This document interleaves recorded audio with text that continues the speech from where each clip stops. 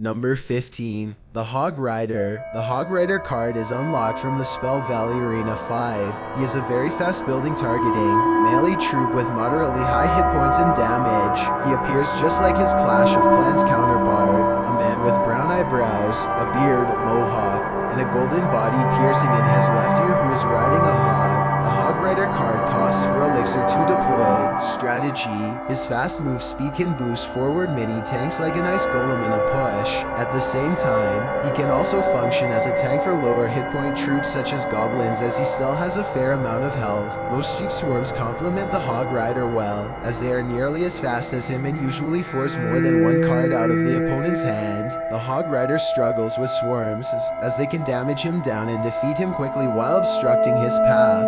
Barbarians in particular can fully counter him without very strict timing on the defender's part, though be wary of spells. A hunter can kill the Hor Rider in 2 hits if placed right on top of it. However, if you place something in front of the Hor Rider, the hunter's splash will damage the Hor Rider and hit the card in front of it more. The Hor Rider in conjunction with the freeze can surprise the opponent and allow the Hor Rider to deal much more damage than anticipated, especially if the opponents go to counter as a swarm, or swarms are their only effective counter to him. Skeletons and bats will immediately be defeated by the spell, while spear goblins, and minions will be at low enough health to be defeated by a follow-up sap or giant snowball. However, this strategy isn't very effective against buildings, as the Hor Rider will take a while to destroy the building, giving the opponent ample time to articulate another counter. Against non-swarm troops, it can deal a lot of damage during the freeze time, but this can allow the opponent to set up a massive counter push.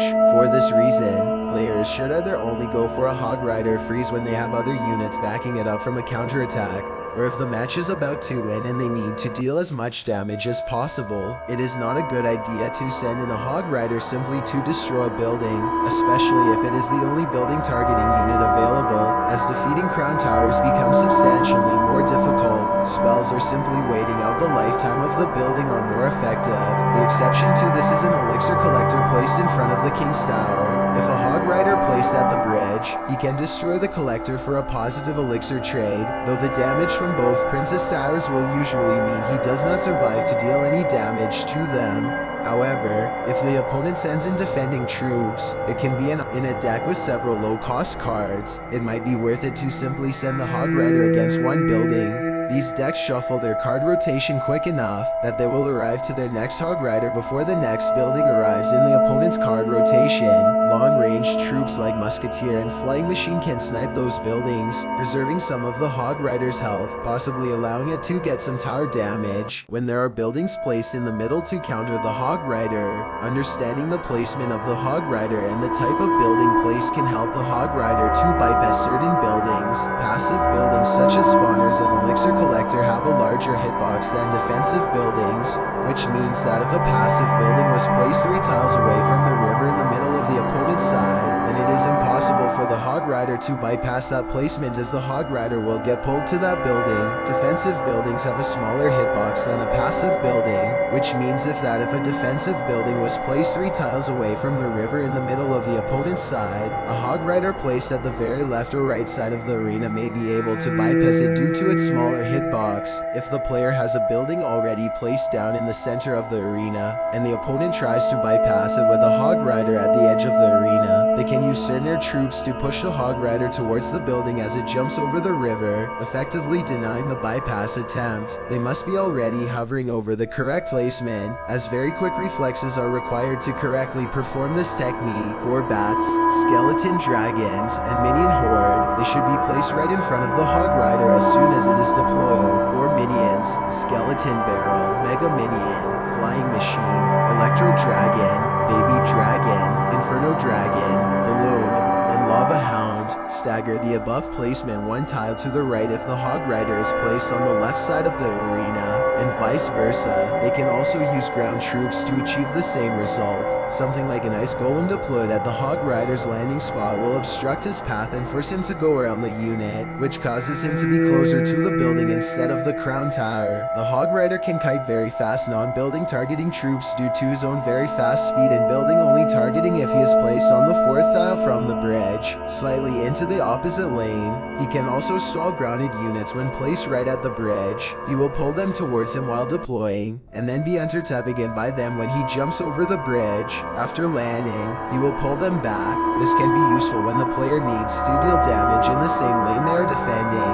It will also help separate troops behind a tank in a large push. A tornado placed on the second tile front of the player's King's Tower and staggered 2 tiles towards the Princess Tower will activate it without any damage dealt to the Princess Tower, helping them in defending future pushes. This can also be a method of mitigating all damage dealt to a Princess Tower, but doing this more than 3 times may result in the King's Tower's health being low enough to be targeted directly, opening up the possible threat of a backdoor 3 crown. A better alternative is to pull the hog away from the Princess Tower into the attacking range of all 3 crown towers, which will negate all damage as long as none of them are already A very powerful combo is the Hog Rider, the Musketeer, and the Valkyria, typically referred to as the trifecta. The Musketeer will defend against most troops, while the Valkyria can protect her and the Hog Rider from swarms or high damage units. The Hog Rider is used to deal damage to the tower. This can be effectively countered by lightning, one-shotting the Musketeer and severely damaging both the Valkyria and Hog Rider. The minion horde is also effective,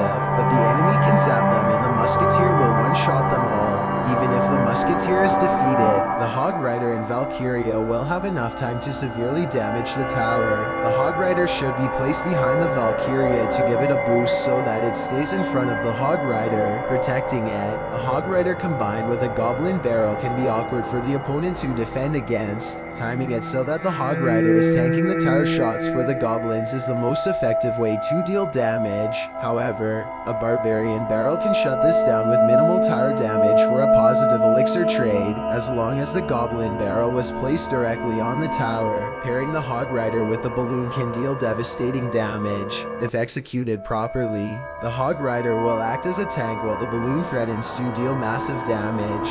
The Hog Rider can also destroy any buildings attempting to slow down the combo. However, this combo is very vulnerable to swarms and anti-air cards as neither of the troops target anything but buildings. Additionally, they are easy to separate due to the disparity in move speeds. Alternatively, the Hog Rider and the balloon can be played in different lanes to spread the opponent's defenses thin.